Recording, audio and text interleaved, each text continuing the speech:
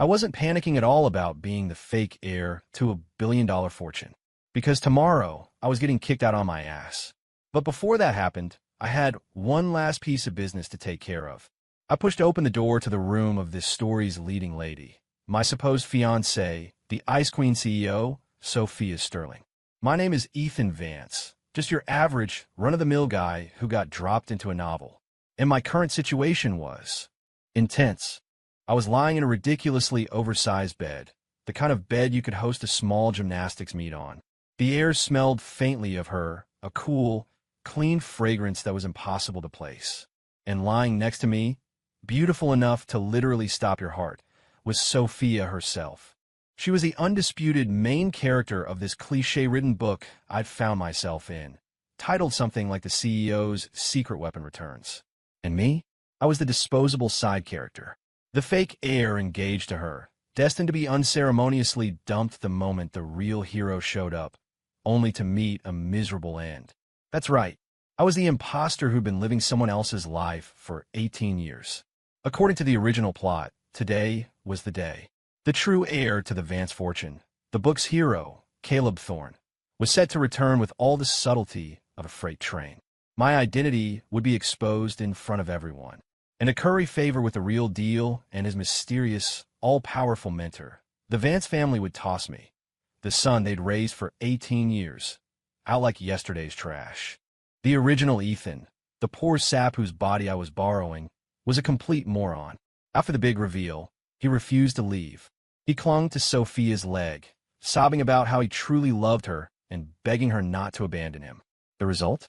Caleb kicked him halfway across the room and had him thrown out like a stray dog, turning him into the laughingstock of the entire city.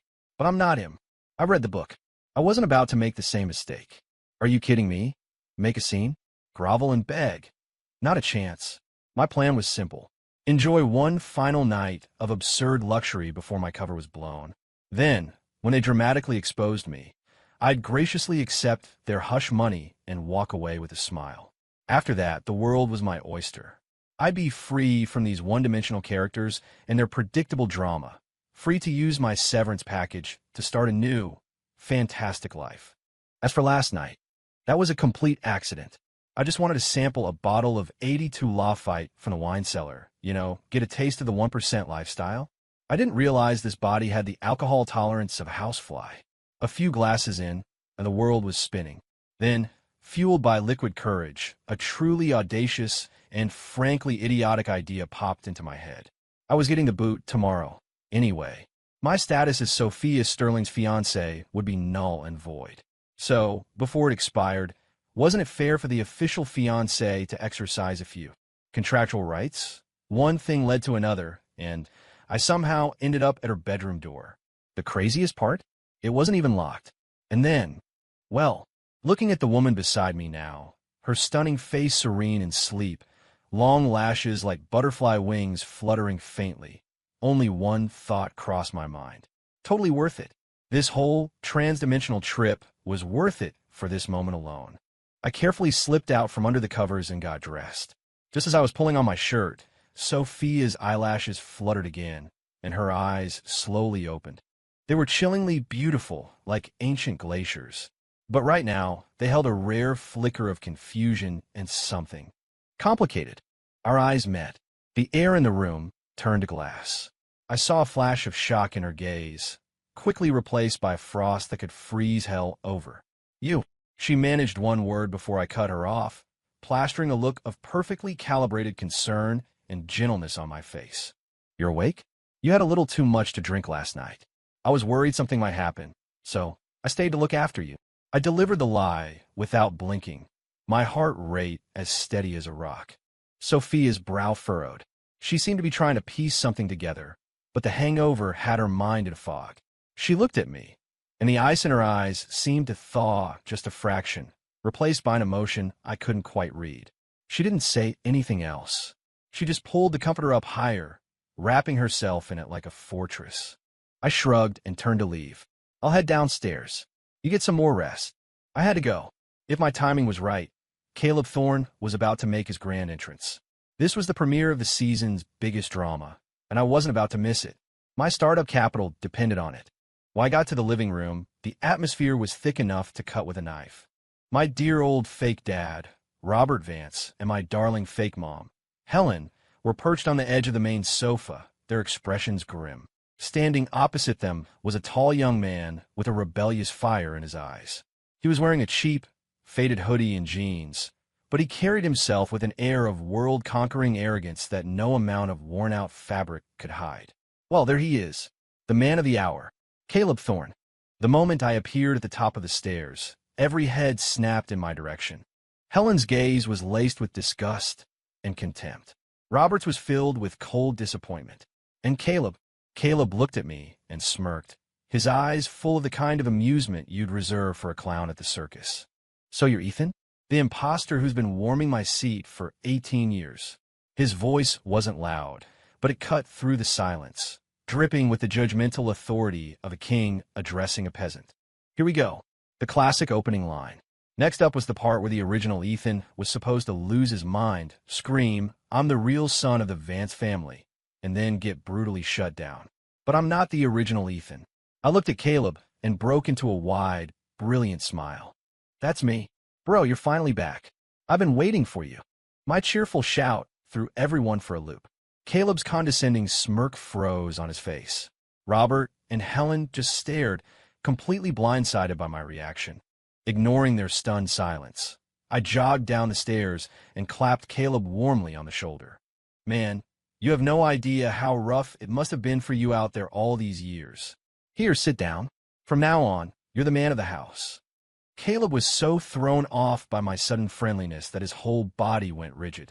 He had a whole speech of taunts and badass one-liners prepared, and I just derailed all of it. It was like winding up for a haymaker and hitting a pillow that not only absorbed the blow, but also fluffed itself up and asked if your fist was okay. The frustration on his face was priceless. Robert finally snapped out of it. He cleared his throat, his face a thundercloud. Ethan, stop this nonsense. Now that Caleb is back, there's no longer a place for you in this family. He pulled a check from his jacket pocket and slapped it down on the coffee table. This is $10 million. Take it and get out of our sight. From this day forward, you are forbidden from stepping foot in this house again, and you are never to associate yourself with the Vance family in any way. 10 million. My eyes lit up. Holy crap, that was 5 million more than in the book.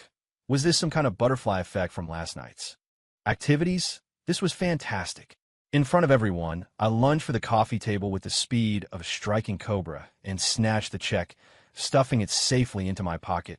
Then, I turned to Robert and Helen and gave them a deep, respectful bow. Thank you, Dad. Thank you, Mom. I'll never forget everything you've done for me. I hope you and Caleb have a wonderful life together. I won't bother you anymore. Done with them, I turned back to a still reeling Caleb, patted his shoulder again, and said in a grave, man-to-man tone, "It's all on you now, bro. By the way, there are a few pairs of unwashed socks under my bed. They're getting a little ripe, so I might want to take care of that. Oh, and best of luck to you and Sophia. Hope you two have a long, happy life and lots of kids." Without another word, I spun on my heel and headed for the front door with a jaunty spring in my step. The living room was dead silent. They were all completely stunned by my smooth, seamless exit strategy. This wasn't how the script was supposed to go. Shouldn't he be crying and begging us to let him stay? Shouldn't he be consumed with jealousy, ready to throw hands with Caleb? Why does he look so damn happy? Just as my hand reached the doorknob, a cold voice echoed from the staircase. Stop. I turned. Sophia was standing there. She'd changed into a sharp, white power suit, her hair pulled back in an elegant bun. With her flawless makeup, she was back to being the untouchable, high and mighty CEO. Except right now, her face was colder than a Siberian winter. Her gaze swept over everyone in the room before landing squarely on me. Where do you think you're going? I looked at her, my stomach doing a little flip. Oh no, you don't. Don't you dare start improvising. I'm so close to freedom, money in hand. I offered her a weak smile. The world is a big place. Thought I'd go see it. Sophia didn't smile back. Her eyes moved from me to Caleb and the Van Cess, and the temperature in the room dropped another 20 degrees. What are you all doing? Robert flinched under her glare, but managed to puff out his chest. Sophia, it's good you're here. there's something you need to know. This young man is my real son, Caleb Thorne. Ethan, he was just a mix-up at the hospital. And Sophia cut him off, her voice like ice. So you're kicking him out? Helen's voice turned shrill. What do you mean, kicking him out? We gave him $10 million. After raising him for 18 years, we've more than done our part. 10 million. A scornful smile touched Sophia's lips. 18 years of raising a son is worth a mere 10 million? The Vance family's affection is cheaper than I thought. Robert and Helen's faces flushed with shame and anger. Caleb stepped forward, his eyes locking on Sophia with a mixture of awe and possessiveness. You must be Sophia. My master told me about you.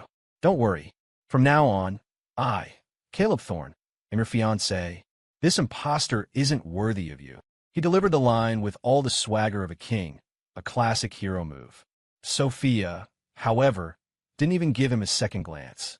She was staring only at me, walking toward me one slow, deliberate step at a time. Ethan, don't you have anything to say to me? Her eyes were a whirlwind of emotions. Anger, disappointment, and something else I couldn't decipher. What was I supposed to say? Hey, last night was a beautiful mistake. Let's not make it a thing. I'm taking the money and running. You have fun with your destined hero. I had a feeling that would get me killed on the spot. So I just shrugged, putting on my most innocent face. Say what? Congratulations to you and Caleb. A match made in heaven. Sophia swayed on her feet, the color draining from her face. She looked at me, and the last bit of warmth in her eyes vanished, replaced by an endless, chilling hatred. Fine. Just fine, Ethan Vance. She repeated the word fine, then spun around. Before anyone could react, she swung her hand. Crack. The sharp, clean sound of a slap echoed through the vast living room. Time seemed to freeze. Caleb stood there, clutching his cheek, utterly dumbfounded. He, the legendary wolf of the Northern Territories, undefeated on any battlefield, had just come home to be slapped by his own fiancée. What the hell was happening? The Vances were equally stunned, their mouths hanging open. And me? I was mentally giving Sophia a standing ovation. Nice one. Now that's a leading lady with some backbone. Just then, a mechanical, electronic voice chimed inside my head. Ding. Host has successfully initiated a 5-alarm drama. The ultimate spectator system is now activated. Host, Ethan Vance spectator points. 100 activation bonus. System function. Host can earn spectator points by creating or witnessing conflicts, scandals, and moments of epic humiliation involving the original characters. Points can be used for lottery draws or to purchase items from the system store. Newbie Starter Pack has been delivered. Open now. Holy crap, a system, and it was a drama-watching system. This was literally made for me. Barely containing my glee, I mentally shouted, open it. Ding.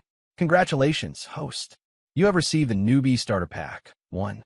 $100 million in cash. 2. A-list actor skill book grants Oscar-worthy acting abilities upon use. 3. Danger Sense. Passive skill automatically alerts host to any approaching threats. I stared at the system notification in my mind and almost laughed out loud. $100 million. Add that to the $10 million from the Vances, and I was already a 9-figure man. Plus, I had god-tier acting skills and a personal danger alarm. These were the ultimate tools for watching drama, shifting blame, and making a clean getaway. System, you're the best. Back in the living room, the atmosphere had gone from Arctic to absolute zero. Caleb, nursing his bright red cheek, glared at Sophia with a look of pure humiliation and rage. Why did you hit me? Sophia let out a cold laugh, her eyes looking at him as if he were already dead. Hit you? I'm also breaking the engagement. She pulled a document from her purse, the engagement agreement, and with a sharp rip, tore it to shreds in front of everyone. As of today, I, Sophia Sterling, have nothing to do with the Vance family, and certainly nothing to do with you, Caleb Thorne. This pathetic little show you all cooked up has been truly eye-opening. She thought it was all a conspiracy, that the Vances and Caleb had orchestrated this entire scenario to force her hand. First, they'd let her compromise her reputation with the fake heir, Ethan, and then have the real heir, Caleb, swoop in to play the hero, leaving her with no choice but to accept the marriage.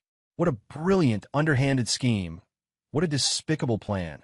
The more Sophia thought about it, the angrier she got, her chest heaving. She turned her head, her gaze landing on me again, the hatred in her eyes burning even brighter. And you, Ethan, I was so wrong about you. I thought you were different from them, but you were part of this plan all along. You make me sick. I just stood there. Wait, what?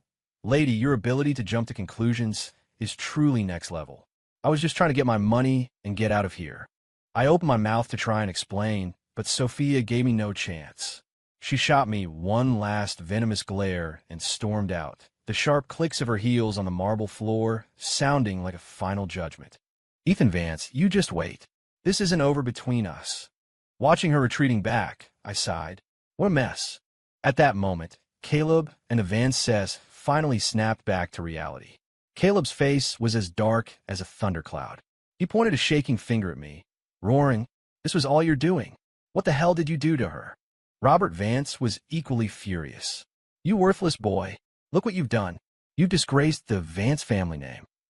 I casually cleaned out my ear, the picture of innocence. What's it got to do with me? She's the one who broke the engagement. She's the one who slapped him. Why are you all yelling at me? I held up the check and gave it a little wave. Payment received. Contract fulfilled. Gentlemen, it's been a pleasure. Adios. With that, I ignored the sputtering clowns behind me, pulled open the heavy front door, and stepped out into the glorious sunshine, a free man. Behind me, I could hear Caleb's enraged howl. "Ethan Vance, I, Caleb Thorne, swear I will hunt you down and tear you limb from limb." I turned around, gave him the middle finger, and shouted back with a grin. "Good luck with that. I'm rooting for you." I got out of that gated community as fast as I could. Sitting in the back of a taxi, watching the scenery blur past, I felt incredible. $100 million had been wired directly from the system into a new bank account I'd set up. With the $10 million from the Vances, my net worth was now a cool $110 million. "Driver, take me to the most expensive hotel in the city." "You got it," the driver said, glancing at me in the rearview mirror with a curious expression. I leaned back against the seat and started exploring the system in my head. The ultimate spectator system. Just like the name implied, my job was to be a professional spectator. As long as the main characters were beefing, I got points. If I was the one who personally instigated the drama, the points were even higher. The system had judged that I was the indirect cause of the broken engagement drama, hence the 100 starter points. Those points could be spent in the system store on all sorts of amazing things. I took a quick look. God-tier martial arts, miraculous medical knowledge, blueprints for futuristic tech companies. You name it, they had it. Of course, the point costs were astronomical. Looked like I'd have to do my part to encourage more interactions between Caleb and Sophia. I was daydreaming about my future as a professional pot stirrer when the system dinged again. Ding. Main quest issued. The spectator's code. Quest description. A professional spectator needs a comfortable viewing platform. The host must purchase a personal residence within 24 hours to serve as a future drama watching base. Quest reward. 1,000 spectator points, Michelin star chef skill book. Buy a house. I could definitely get behind that. I immediately told the driver to change course and head for the city's most exclusive residential building, the Pinnacle. The Pinnacle was located in the absolute heart of the city. Rumor had it the prices were so insane that only billionaires and royalty lived there. It was also a key location in the original novel, one of the main stages for Caleb Thorne's flexing and face-slapping. He was supposed to come here, get looked down upon by a snobbish sales manager, and then reveal his true identity, shocking everyone by buying the penthouse in cash. Well, today I was going to steal his thunder. When I walked into the opulent sales office of the Pinnacle, a saleswoman in a sharp suit and perfect makeup greeted me. "Good afternoon, sir. Welcome to the Pinnacle. Do you have an appointment?" Her smile was professional, but I could see a hint of dismissal in her eyes as she scanned my outfit. Dressed in clothes that cost less than $50 total, I probably looked like I'd wandered in by mistake. I shook my head. "No appointment. I'm here to see some apartments." The woman's smile tightened a little. "Of course, sir. My name is Chloe, and I'll be your consultant. What size unit are you interested in?" I glanced around the ridiculously lavish lobby and said coolly, "Show me your biggest, best, and most expensive." Chloe froze for a second, The dismissal in her eyes morphed into undisguised contempt. Another one, she was probably thinking. All talk, no cash. She'd worked here long enough to see all kinds. Young guys trying to impress their girlfriends or film a TikTok, making big claims they could never back up. Sir, our most expensive property is the Celestial Penthouse. It's 9,500 square feet with a private infinity pool and a rooftop helipad. The list price is $380 million. Are you sure that's what you want to see? She enunciated the price clearly, trying to scare me off. Before I could answer, a slimy voice cut in from the side. Hey, Chloe, since when do you waste your time with guys like this? He's dressed like a pizza delivery boy, and he wants to see the pinnacle? Can he even afford the toilet? Chloe flushed with embarrassment. Manager, this gentleman said he wanted to see the Celestial Penthouse. The penthouse. Kevin let out an exaggerated, screeching laugh. Chloe, are you an idiot? Don't let every bum off the street wander in here. It lowers the tone of the whole building. He pointed a finger right at my nose, his face a mask of scorn. Listen, kid, this isn't the place for you. Scram before you stink up the joint. I looked at his smug, punchable face and felt nothing but amusement. The classic judging a book by its cover trope. Too bad for you, buddy. Your hero isn't coming today. I pulled out my phone and said calmly, Do you accept payment in full? Kevin laughed like it was the funniest joke he'd ever heard. In full? Ha ha ha. Kid, do you even know how much the penthouse costs? $380 million. You couldn't afford a single zero on that price tag if you sold every organ in your body. Oh, I said, nodding. Then I dialed my bank's VIP line. Hi, this is Ethan Vance. Yes, I need to authorize a wire transfer. $400 million. To the developer of the Pinnacle. That's right. I need it done now. Immediately. My voice wasn't loud, but it carried through the suddenly silent sales office. Kevin's laughter died in his throat. He sounded like a duck being strangled. Chloe's eyes were wide with disbelief.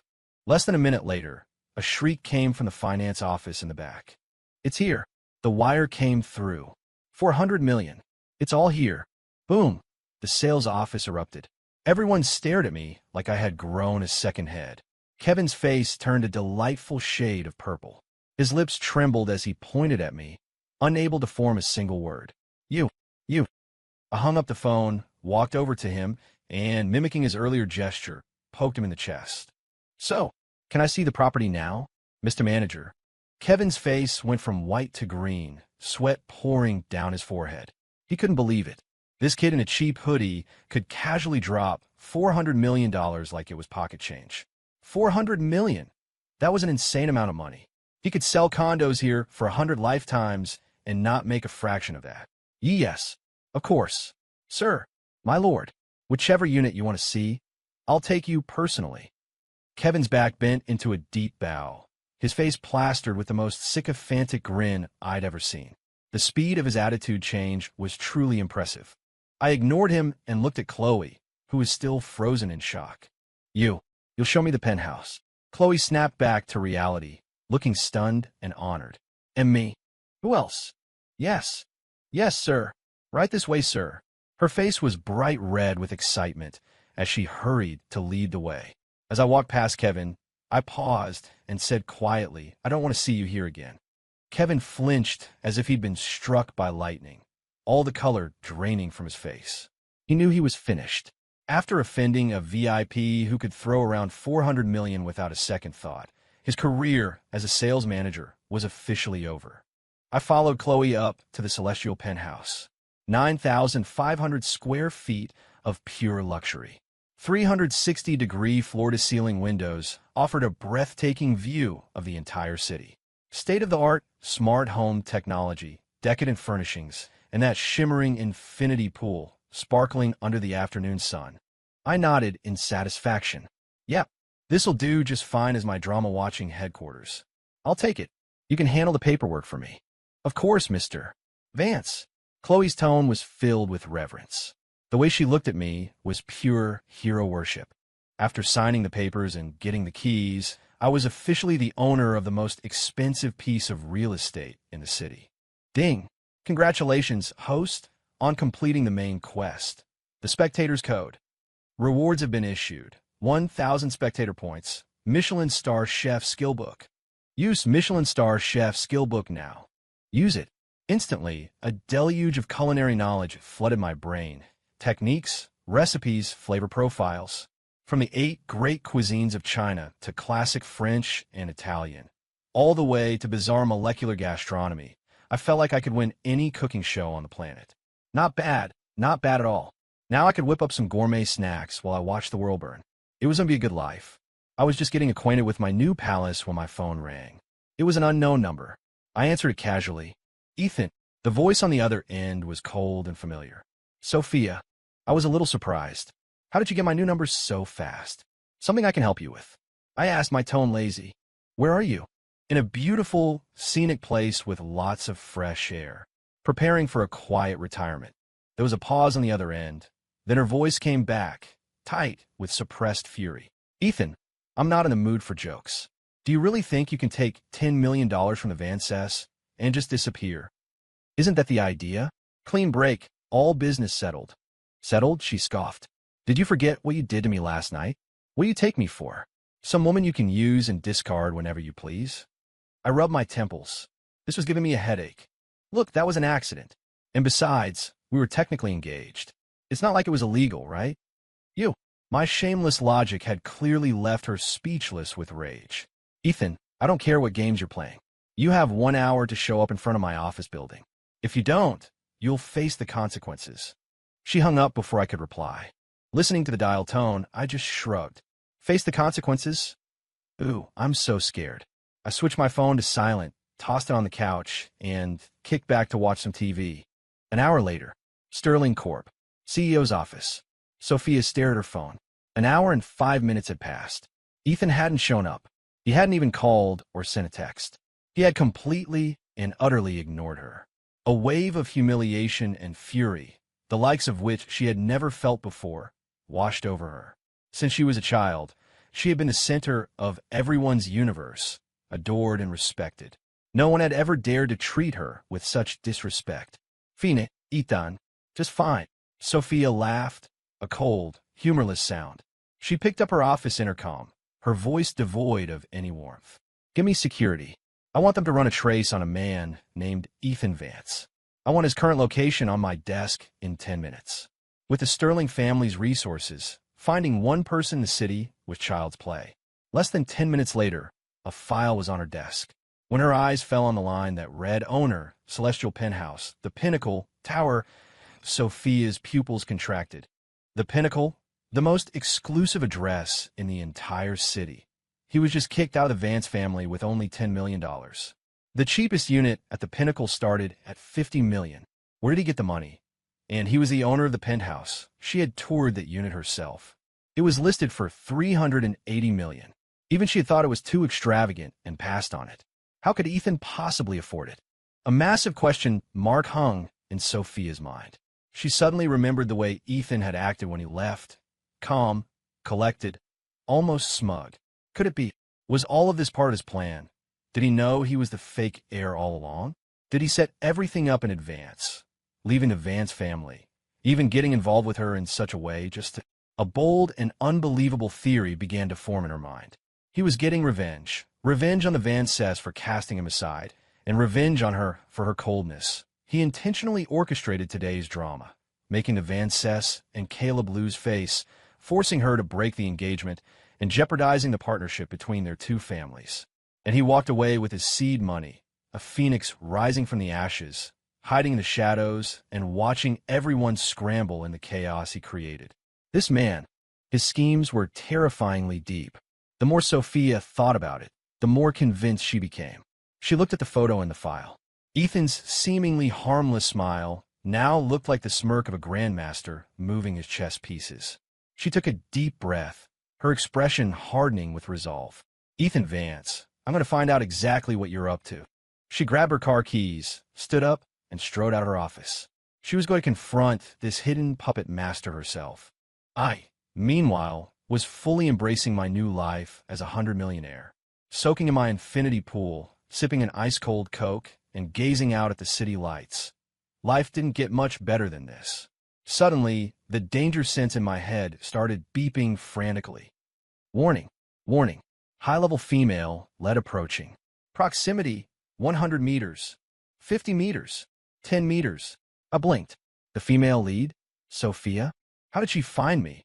I just climbed out of the pool, still dripping, when the doorbell rang. Wrapping a towel around my waist, I walked to the door and peered through the peephole. Yep, it was her. She was wearing a black trench coat, standing there perfectly still, her face an unreadable mask. But her eyes were like X-rays, trying to see right through the door and into my soul. I opened the door and leaned against the frame. Ms. Sterling, isn't this technically breaking and entering? Sophia ignored my teasing. Her gaze shot past me, taking in the absurdly luxurious living room and the sparkling pool beyond. As she processed it all, a flicker of shock, impossible to hide, crossed her face. She had suspected Ethan was more than he seemed, but she never imagined this. This really was the celestial penthouse. He really had bought it. This only confirmed her theory. Ethan Vance was no simple character. "May I come in?" she asked, her voice returning to its usual cool composure. "Be my guest." I stepped aside and let her in. Sophia took off her trench coat, revealing a perfectly tailored white silk blouse that accentuated her stunning figure. She sat down on the sofa, her eyes scanning the room before locking back onto me. "Now, can we talk properly?" "Talk about what?" I poured myself a glass of water and sat down opposite her. "I thought we'd said everything there is to say." "Ethan, you can drop the act." Sophia's eyes were as sharp as daggers. "You knew all along you weren't a real Vance, didn't you?" I took a sip of water, saying nothing. "You intentionally slept with me the night before Caleb returned, and then you acted so nonchalantly today, all to escalate the conflict between me, the Vances, and Caleb. You wanted me to be the one to break the engagement and torpedo the partnership between our families. Am I wrong?" I nearly spit out my water. "Lady, your imagination is wasted in the corporate world. You should be writing screenplays. You used the $10 million they gave you, combined with your own hidden funds, to buy this place. It was a statement, wasn't it? To show everyone that even without the Vances, you could not only survive, but thrive. That you could do even better than before. Correct." I looked at her "I've figured it all out" expression and couldn't hold it in any longer. I burst out laughing. "Ha ha." My laughter seemed to confuse her. Her brow furrowed. "What's so funny?" "You are Ms. Sterling." I wiped a tear from my eye. "It's a real shame you're not a novelist." "What are you talking about?" "I'm talking about you overthinking things," I said with a shrug. "I just figured taking the money and leaving was a much better option than staying and groveling. As for the house, it was an impulse buy. Simple as that." Sophia stared into my eyes, searching for any sign that I was lying. But I was now a man with the A-list actor skill set. My expression was as pure and sincere as a mountain spring. Sophia fell silent. Could it be? Was she really wrong? Was Ethan Vance just an ordinary guy who valued comfort and pleasure above all else? No, impossible. If he was that simple, where did he get the money for this penthouse? And how could it be a coincidence that the night before Caleb's return, he just happened to? None of it was a coincidence. He was putting on an act. The more nonchalant he appeared, the more it proved he had something to hide. Sophia's train of thought had completed a perfect, self-contained loop. She took a deep breath, adjusted her posture, and adopted the tone of a seasoned negotiator. "Fine, Ethan, if you won't admit it, we'll move on. Let's talk about a partnership." "A partnership?" I looked at her intrigued. "What could we possibly partner on? I know your targets are the Vance family and Caleb Thorne." Sophia's eyes burned with intensity. "And thanks to you, I now stand in opposition to them as well. We have a common enemy." So, we join forces," Sophia said, each word deliberate. "You pull the strings from the shadows, and I'll provide the support you need on the front lines. With your cunning and my family's resources, taking them down will be easy." I listened to her, feeling like I'd stepped into an alternate reality. "Lady, Caleb is your destined partner, your soulmate from the novel, and you want to team up with me, the disposable side character, to take out your future husband? Isn't this plotline getting a little out of hand?" Ding! Female lead storyline has undergone a major deviation. The spectators are pleased. Hidden quest triggered. Play along. Quest description. Agree to Sophia Sterling's proposal for a partnership. Reinforce her belief that you are a secret mastermind. Quest reward. 2,000 spectator points. Master Hacker Toolkit. My eyes lit up when I saw the quest. Master Hacker Toolkit. Now, that was a prize worth having. You can't be a proper spectator without access to all the juicy, hidden details. Looks like I had no choice but to agree. I paused for a moment, letting a mysterious smile play on my lips. Ms. Sterling, what makes you think I need your help? Seeing my expression, Sophia became even more certain of her theory. He was faking it. I know you're powerful, but you can't fight a war on your own. Caleb has a mysterious and powerful master behind him, and the Vance family has deep roots in the business world. It's better to have one more ally than one more enemy. Wouldn't you agree? I nodded, pretending to be convinced. You have a point, but how can I trust you? With this, Sophia pulled a file from her briefcase and pushed it across the table. It's a stock transfer agreement for 10% of Sterling Corp. Say the word, and these shares are yours. I picked it up. Sterling Corp was valued in the hundreds of billions. 10% was worth at least $10 billion. Holy hell, this woman did not mess around. I forced myself to remain calm, my face a mask of casual indifference. A nice gesture, but I'm a free spirit. I don't like being tied down. Don't worry, Sophia said immediately. This is purely a partnership. I won't interfere with your plans in any way. I will simply provide assistance when you require it. Deal. I picked up a pen and signed my name on the agreement. Seeing my signature, Sophia finally let out a breath she'd been holding, a small smile gracing her lips. To her, this wasn't just a contract. It was proof that she had successfully tethered this terrifyingly brilliant man to her side. Pleasure doing business with you, she said, extending a hand. I shook it. Her hand was cool and soft. Likewise. Ding. Congratulations, host, on completing the hidden quest. Play along.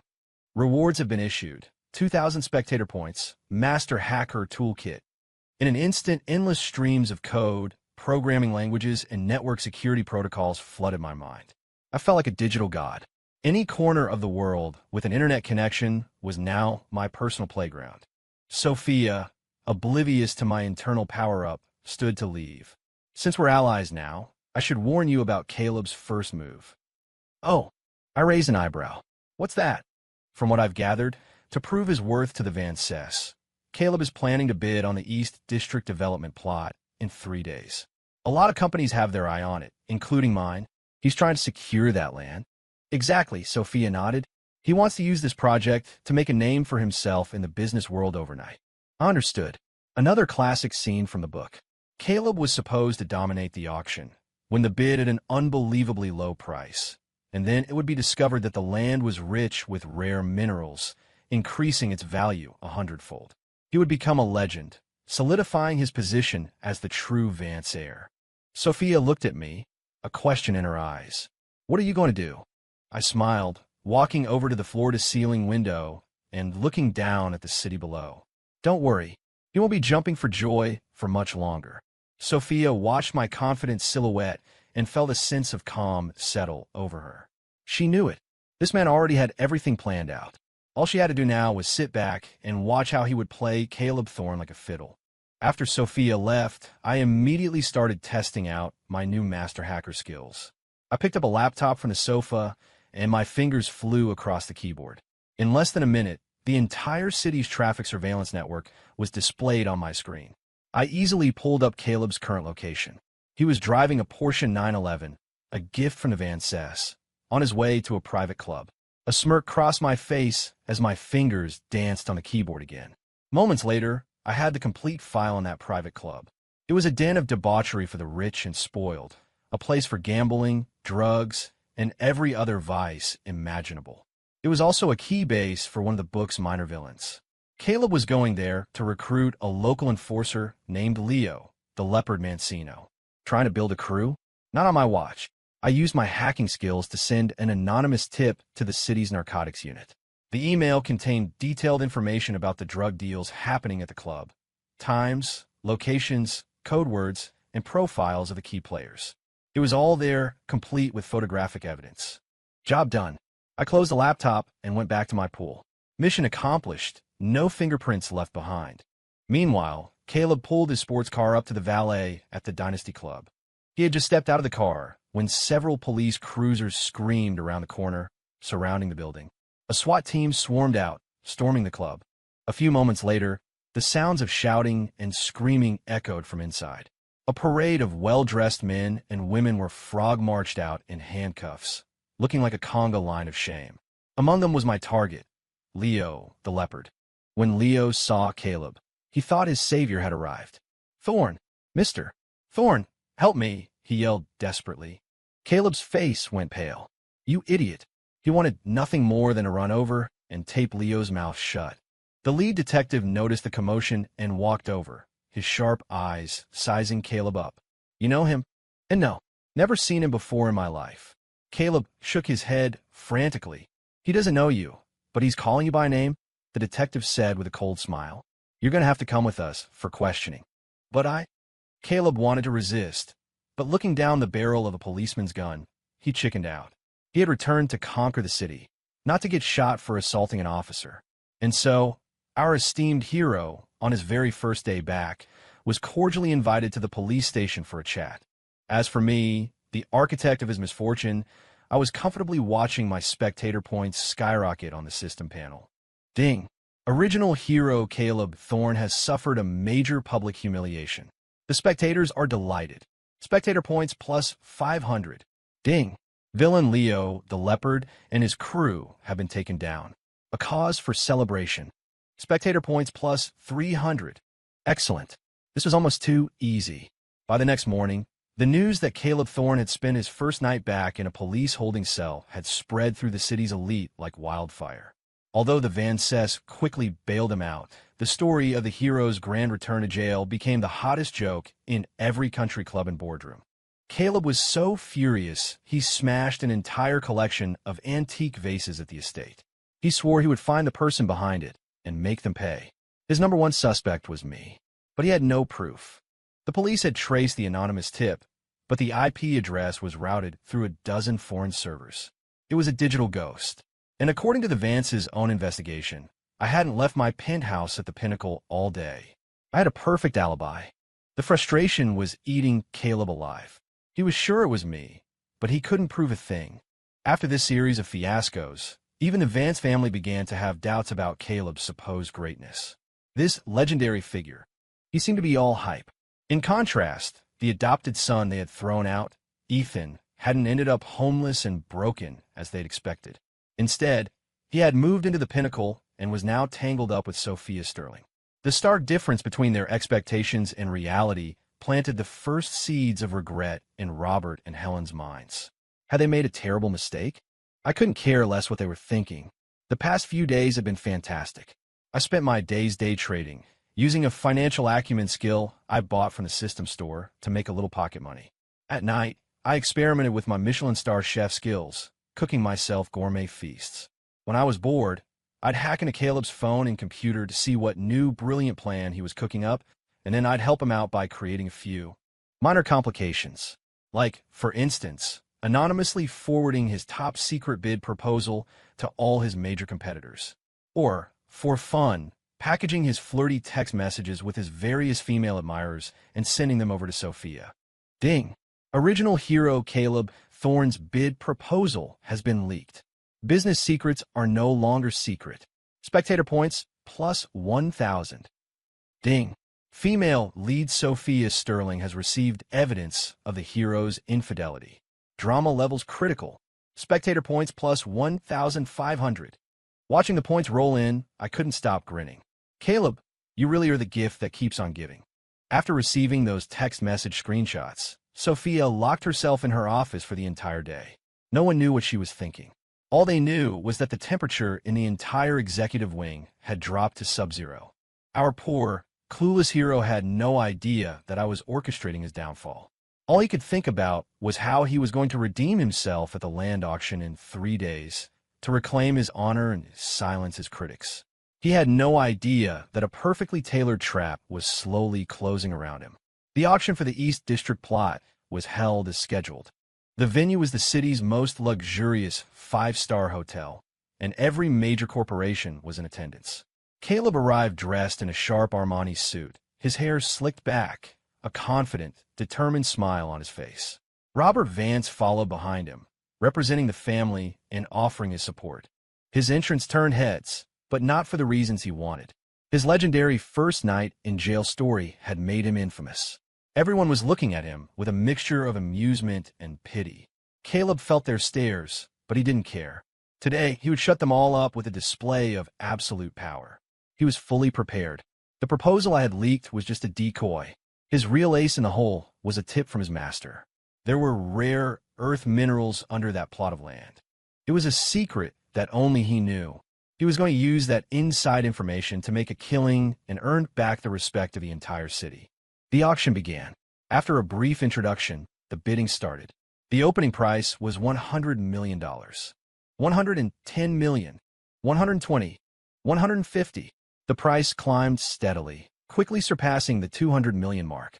The market valuation for the land was around $250 million. Anything higher would cut into the profit margin, and the bidding began to slow. Caleb remained silent, waiting like a patient hunter for the perfect moment to strike. When the price hit $280 million, with only a couple of hesitant bidders left, he made his move. He raised his paddle, his voice booming through the hall. $300 million. A wave of murmurs swept through the room. $300 million. That was well over the market price. Had the new Vance heir lost his mind? Even Robert was shocked. He tugged on Caleb's sleeve. "Caleb, that's too high. We'll lose money." Caleb shot him a look that said, "Trust me." "Dad," he whispered, "this land is a guaranteed win." Seeing his son's unwavering confidence, Robert backed down. The $300 million bid scared off the remaining competitors. The auctioneer began his final count. $300 million going once. $300 million going twice. A triumphant smile spread across Caleb's face. He could already see it. Winning the bid, discovering the minerals, stunning the world, marrying Sophia, and ascending to the pinnacle of success. Just as the hammer was about to fall, a cool, clear female voice came from the back of the room. $350 million. Swish. Every head in the room turned in unison. There, surrounded by a team of bodyguards, was Sophia Sterling, gliding into the room like a queen. She was wearing a black power suit, her presence commanding the attention of everyone there. Caleb stared, first in shock, then with a flicker of pleasure. She came to watch me claim my victory, but then he saw who was with her. Walking casually by her side, dressed in jeans and a t-shirt with a lollipop stick hanging out of his mouth, was none other than me. Caleb's pupils shrank to pinpricks. Ethan, what was he doing with Sophia? And she had just bid $350 million. What was she doing? Was she trying to outbid him? Robert Vance's face paled. Sophia's sudden appearance had thrown a wrench in all their plans. Sophia ignored the stunned crowd and took a seat in the front row. I plopped down next to her without a care in the world. I shot Caleb a wide grin and gave my lollipop a little wave. My expression was pure provocation. Caleb looked like he was about to explode. "Sophia, what is the meaning of this?" he demanded. Sophia glanced at him as if he were a complete stranger. "It's a public auction, isn't it? If the price is too high for you, Mr. Thorne, you're free to back out." "You." Caleb was speechless. The auctioneer, recovering from shock, raised his gavel. "Sterling Corp. bids $350 million. Do I hear a higher bid?" Caleb's fists were clenched so tight his knuckles were white. He couldn't let her take this land. This was his one chance to turn everything around. He gritted his teeth and raised his paddle again. $400 million. The crowd gasped. $400 million. This wasn't just crazy. It was financial suicide. Robert Vance looked like he was about to have a heart attack. "Caleb, be reasonable. We're already losing $150 million. Dad, stay out of this." Caleb's eyes were bloodshot. "I have to win this land, no matter the cost." I watched his gambler's frenzy and clinked my water glass with Sophia's. "The fish is on the hook." Sophia looked at me, a strange light in her eyes. Her admiration for me was growing by the day. It seemed like everything was unfolding exactly as I planned. She didn't bid again, instead making a small, gracious gesture as if to say, "It's all yours." The auctioneer's face was flushed with excitement. This was the most dramatic auction he'd ever hosted. The Vance Group bids $400 million, going once. $400 million, going twice. 400 million, going 3 times. Sold to the Vance Group for $400 million. Bang! As the gavel fell, Caleb slumped into his chair, a look of exhausted euphoria on his face. He did it. He had finally won. He shot a triumphant, gloating look in our direction. See that? His eyes screamed. That's the power of Caleb Thorne. You think you can compete with me? You're not even my league. I gave him a big thumbs up, my smile as bright and innocent as child's. I really hope you're still smiling in an hour, Caleb. As soon as the auction ended, Caleb rushed over to the East District plot with a survey team in tow. He was going to unearth those rare minerals in front of the whole world and rub it in everyone's faces. The media, sensing a huge story, flocked to the site, ready to broadcast the historic discovery. Robert, despite the $400 million hole in his wallet, felt a flicker of hope. Maybe his son really knew something they didn't. Meanwhile, Sophia and I were sitting comfortably in the back of a luxury SUV, watching a live feed from a drone I had hovering over the site. Are you sure there's nothing there? Sophia asked, still a little nervous. Relax. I peeled an orange and handed her half. When I do something, I do it right. I guarantee you, the only thing he's going to dig up is dirt. 3 days ago, I had used my hacking skills to break into the computer of Caleb's mysterious master. It turned out the whole rare mineral story was a fabrication, a test his master had designed for him. I had simply helped the test along by leaking that false information to Caleb through a dozen different untraceable channels. That's why he was so confident. At the survey site, engines roared to life. Caleb stood next to an excavator, confidently giving interviews to the reporters. Mr. Thorne, can you tell us why you were willing to pay $400 million for a plot of land that everyone else deemed worthless? Caleb gave the reporter a mysterious smile and pointed to the ground. Because I see value where others don't. Soon, you will all understand how wise my decision was. The reporters buzzed with speculation. Could there really be a hidden treasure beneath their feet? Finally, under the watchful eye of dozens of cameras, the survey results came in.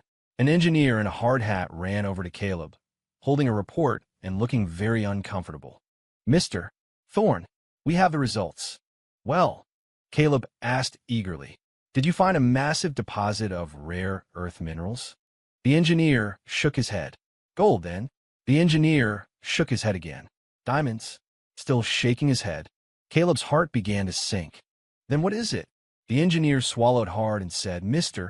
Thorne, according to our geoscan, it appears to be the site of an ancient public latrine. A what?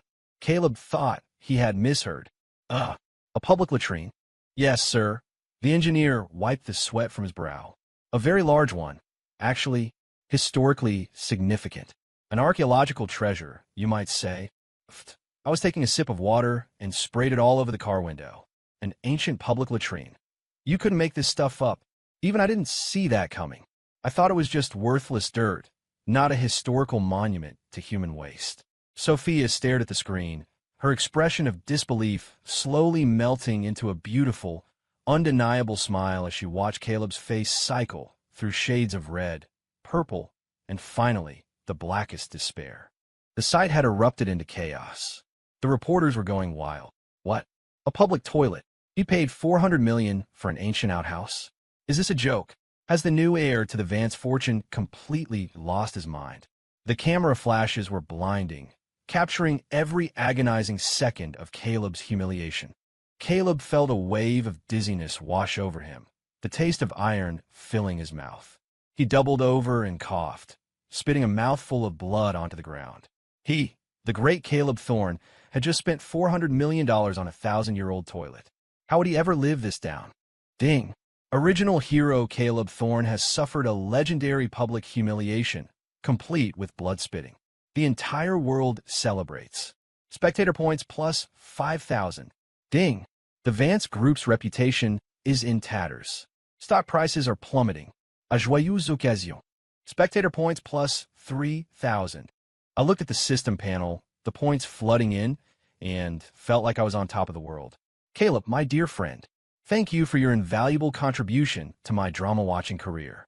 The $400 million toilet incident made Caleb and the Vance Group the biggest joke in the city. The company's stock value evaporated overnight, losing tens of billions. The board of directors was furious, demanding Caleb be fired and held responsible for the catastrophic loss. Robert Vance was running around like a headless chicken, his hair turning gray as he begged and pleaded to save his real son's position.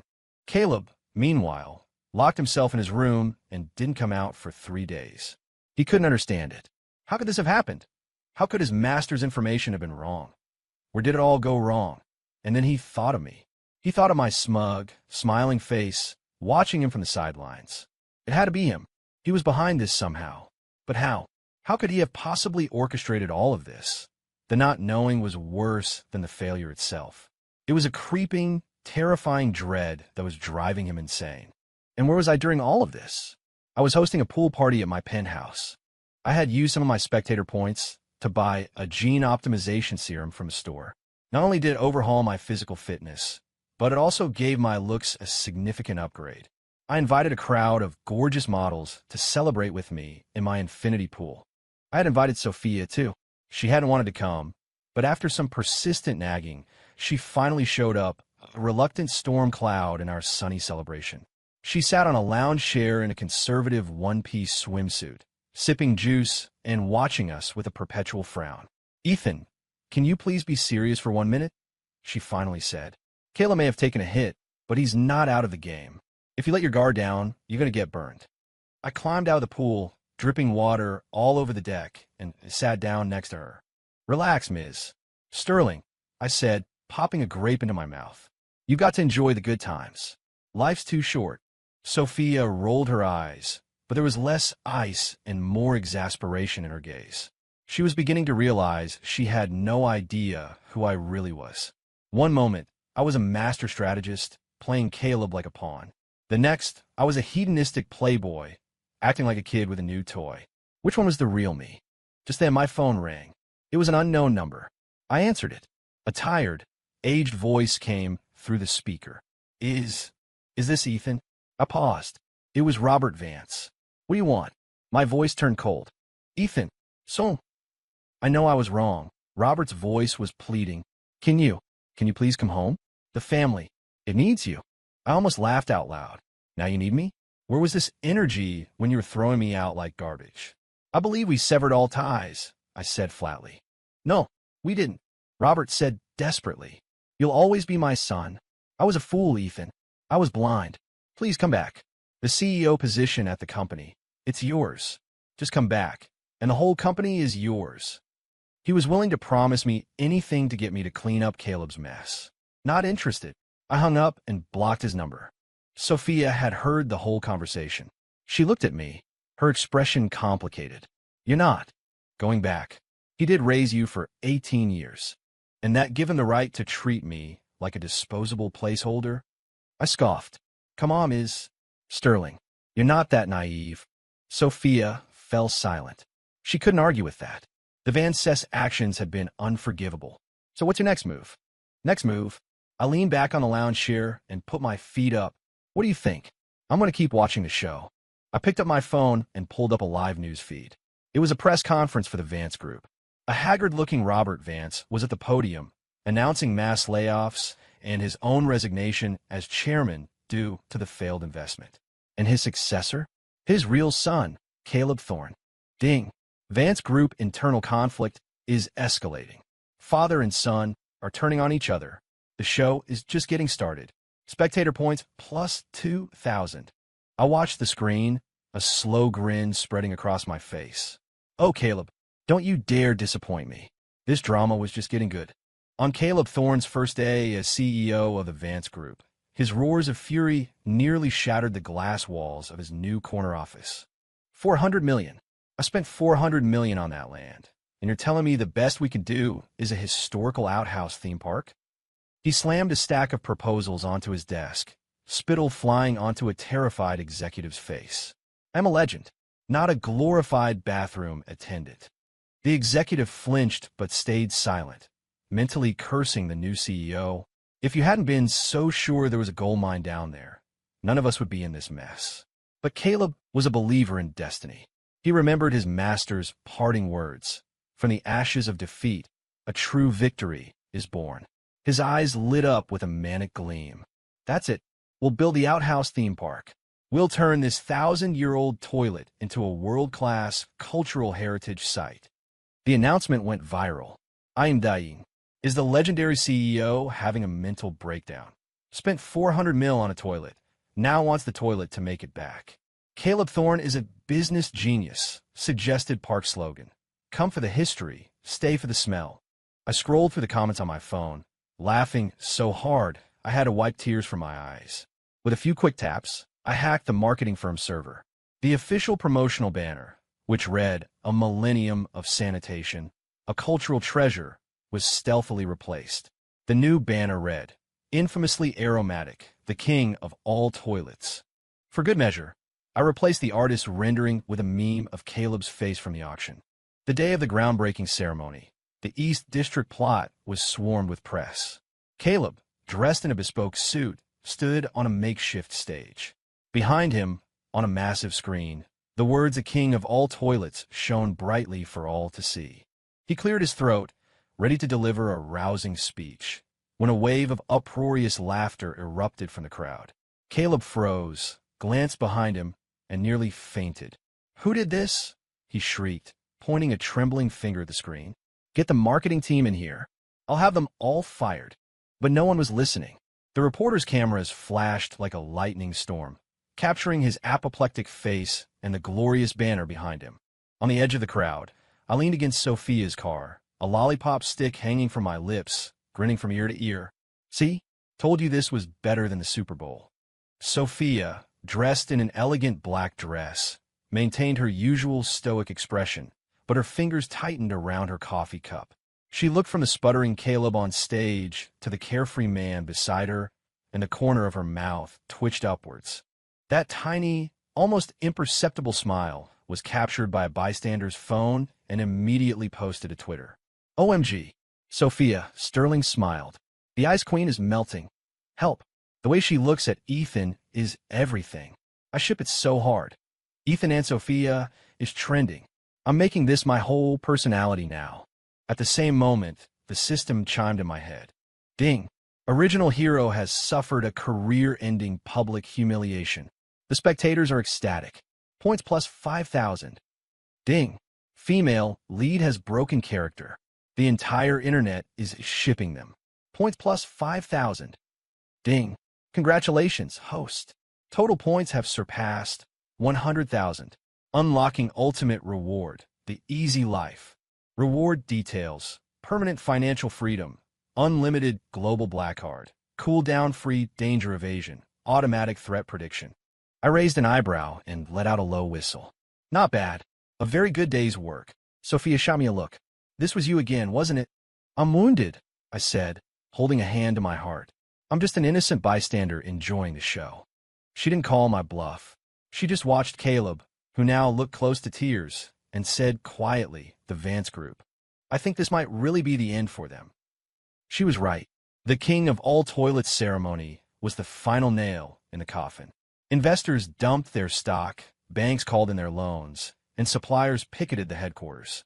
In 3 short days, the once mighty Vance Group was a hollowed-out shell. Robert Vance's hair went from salt and pepper to snow white. He finally swallowed his pride. The next day, as I was unlocking the doors to my new side project, a restaurant called The Spectator's Seat, I saw 3 familiar figures waiting for me. Robert was in a worn-out old suit. Helen, stripped of her jewelry, looked 10 years older. And Caleb, in a cheap tracksuit, stared at the ground, all his former arrogance gone. They were holding a small basket of fruit, looking like lost children. "Ethan." Robert's voice was hoarse. The moment he saw me, his eyes welled up. "I was wrong. Your father was wrong. Please, can you save the family?" Helen started sobbing. "Ethan, it was all my fault. I shouldn't have treated you that way. For the sake of the 18 years we raised you, please help us." Caleb gritted his teeth and, after a long, painful silence, forced out a single phrase. "I'm asking for your help." I leaned against the doorframe, a smirk playing on my lips. "Save the family? Sure, I can do that. their faces lit up with hope. But I continued, pointing to a help wanted sign in the window. My new restaurant is a little short-staffed. Robert, you look like you could handle waiting tables. 3,000 a month, room and board included. Helen, you can wash dishes. And as for you, Caleb, I looked him up and down, my smirk widening. You've got the build for a doorman. Just remember to smile. Customer complaints get docked from your pay. 3,000 a month? Caleb looked like he was about to explode. He, the great legend, was being offered a minimum wage job. But then he saw Robert's pleading eyes, thought of the bankrupt company, and finally, his proud head bowed. Okay. And so, the formerly untouchable Vance family became the newest employees at my restaurant. Robert was a clumsy waiter, constantly dropping plates. Helen broke so many dishes she was always in debt to the kitchen manager. And Caleb, as a doorman, couldn't stop himself from sneering at the customers, getting so many complaints that he was eventually forced to plaster on a fake smile and bow to everyone who walked in. As for me, I spent my days in a comfortable booth by the window, eating gourmet food and watching the chaotic show unfold, feeling as relaxed as a retiree in Florida. Sophia became a regular. At first, she came once a week, then every day. She'd sit across from me, order a dessert I'd made myself, and watch me laugh at the Vance's incompetence. One evening, after closing, she watched me clearing a table. Are you ever going to let them go? Go where? I said, polishing a glass. They're learning a valuable lesson here. It's called a job. Sophia was quiet for a moment. Then she asked, Ethan, who are you, really? 1 minute he was a carefree jokester, the next a calculating genius. It was impossible to figure him out, and impossibly attractive. I put the glass down, walked over to her, and leaned in close, my eyes locked on hers. What do you think? Her heart skipped a beat. She could feel the warmth of my breath, smell the faint scent of lime. Her ears turned a delicate shade of pink as she quickly looked away. Idiot! I chuckled and gently ruffled her hair. Just then, Caleb emerged from the kitchen carrying a stack of plates. He saw us, and his face contorted with rage, nearly dropping everything. He hated me. He loathed me. But all he could do was lower his head and pretend he hadn't seen a thing. Of course, he didn't know I was doing it on purpose. Since unlocking my ultimate reward, I discovered a new item in the system store. Cheesy pickup line immunity. No matter how cringe-worthy my lines were, Sophia wouldn't get mad. She'd just blush. So, the restaurant became my stage. Sophia, are you a parking ticket? Because you've got fine written all over you. Sophia, do you believe in love at first sight? Or should I walk by again? At first, she would just glare at me. But slowly, she started firing back witty retorts, which only made me laugh harder. The staff all knew what was going on. They had a betting pool on when I'd finally ask her out. The breakthrough came a month later. I saw Robert Vance sighing in a corner and, taking pity on him, tossed him a folder. Here, follow this plan. It'll save your company. Robert opened it skeptically. Inside was a detailed proposal to turn the ancient latrine and the surrounding wasteland into a memeland theme park, complete with designs for merchandise based on all of Caleb's most humiliating moments. Will this actually work? He asked, bewildered. Only one way to find out, I said, waving him away. Now if you'll excuse me, I have a date with Ms. Sterling. To everyone's astonishment, the ridiculous plan was a massive success. The theme park was a hit. It was filled with merchandise celebrating Caleb's failures, toilet-shaped keychains, T-shirts with the legend Weeps printed on them, and commemorative coins that read, a $400 million lesson. People loved the irony. The park was packed every day. The Vance Group not only paid off its debts, but became more profitable than ever. Robert and Helen were eternally grateful, treating me like a king. Caleb was a changed man. He called me boss and never spoke of being a legend again. On the 1-year anniversary of my restaurant, I threw a massive party on the rooftop garden of the Pinnacle. The night was clear, the city lights twinkling below. I stood in the center of the garden, holding a microphone, looking at the crowd of friends and employees, my eyes finding Sophia. Everyone, I have an important announcement. The garden fell silent. My gaze locked with Sophia's, and a warm smile spread across my face. Ms. Sophia Sterling, from the first moment I saw you in that villa, I knew that no drama in the world could ever be as interesting as you.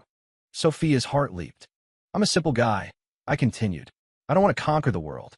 I just want to spend the rest of my life with you, watching other people's drama, laughing at the world, and building our own happy life.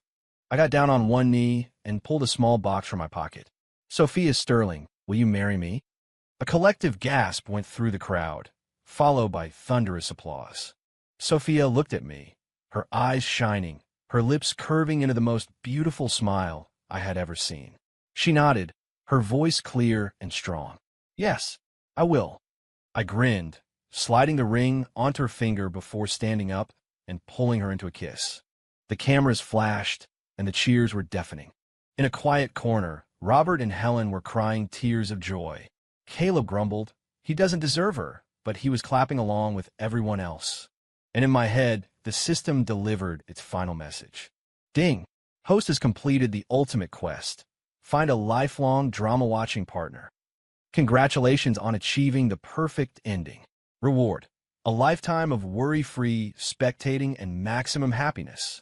System reminder: for the rest of your days, remember to enjoy the show. Together, I held the woman I loved in my arms, looked up at the stars, and smiled. This new life was definitely worth it. End.